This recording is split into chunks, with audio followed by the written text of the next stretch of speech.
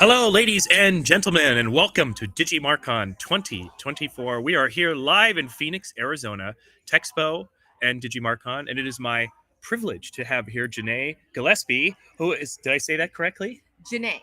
Let's just stick Janae? with Janae. Just stick with Janae. Okay. Janae is one of our volunteers, and she's been doing a great job. And so I thought I'd bring her on the show to talk a little about her really cool story about how she got involved with marketing and what it really is like working for DigiMarCon behind the scenes. So I'll pass it off to you. Thank you so much for joining us. Thanks for having me. So you want me just to dive right in with my story, or are you going to start with the question? Yeah, let's start right in. Like, how did you get involved with marketing?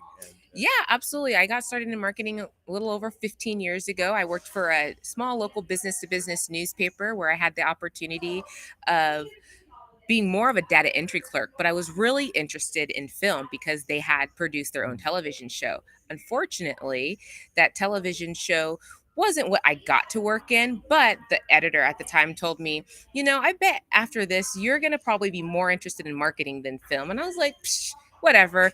However, he was right. I did get very interested in marketing. I worked on a lot of different campaigns. One of the first big campaigns that I got to work on was when the US Amateur had came to town, and we got to do a golf campaign with a financial institute and trying to find all the different creative ways that we can align finances with golf and how we can do a play on how your finance is in the rough and putting the golf ball in the rough. I Yeah, had no idea what that's all great. these different golf terms were, but I found that to be something extremely fun. And going through iStock and going through all the different free photo profiles that are out there or platforms was extremely desirable for me. So I was like, I think this is where I want to be. So that's exactly where I aligned all my hopes and dreams. And I started treading water to be in marketing. And it was not an easy transition at that time. Print newspaper, as we all know, did not do well back in 08, 09. So I was unfortunately experienced one of my first layoffs. And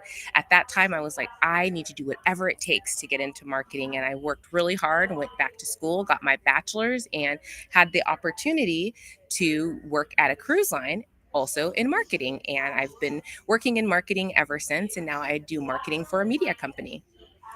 Wow, that's quite a powerful story. And I think as we were talking a little bit earlier before we started the podcast, you mentioned about how there was a shift from the creative to the more analytic. Can you talk Yes. about that and how maybe some of the speakers here are helping you sort of bridge the gap between those two worlds? Absolutely. With the experience that I've had in marketing, I think what drew me mostly was the pictures. But now that I've been in marketing for so long, this industry is everlasting evolving. There is just so much happening that now it's less about the creative component and what is so pure, pretty and sparkly, but more about how what you're putting out there is driving engagement. And now that we have the technology to see all of that data, aligning those with the analytics. So it's a little bit more math than I anticipated as it's evolved, but being able to see how you can use what you're learning to enhance the creative that you're putting out. Because as you know now, content is everywhere. We didn't have social media in the same way that we have social media today, but now we're able to leverage that information and that insight to be able to better engage the consumer with the content that's being put out there.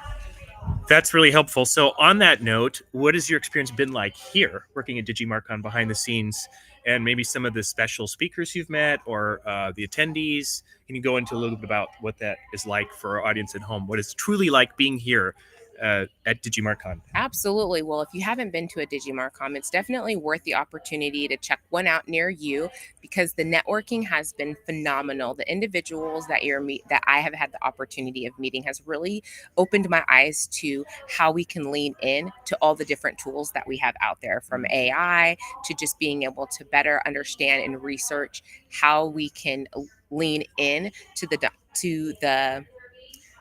content that we have. But being most specifically, I think that one of the speakers I heard yesterday's talk about the customer experience. It's very important that you are thinking about the end user, not just how you're presenting it, but how they receive it on the back end, or should I say the front end. Right. Yes. And so that's something one of our speakers, actually, many of our speakers will do that. But at almost every conference, we've had a visionary up on the stage who's able to take us through flipping the script and putting yourself in your own customer's shoes, which is a different way to think about from the marketing perspective, not just what your needs are, but on the other end. Um, I've also found that I've heard from other attendees here that they accomplished more just by being here in a day than like months of cold calling and emails. Wow. So, do you think those sentiments are ringing true based off your experience and what you're seeing here and experiencing?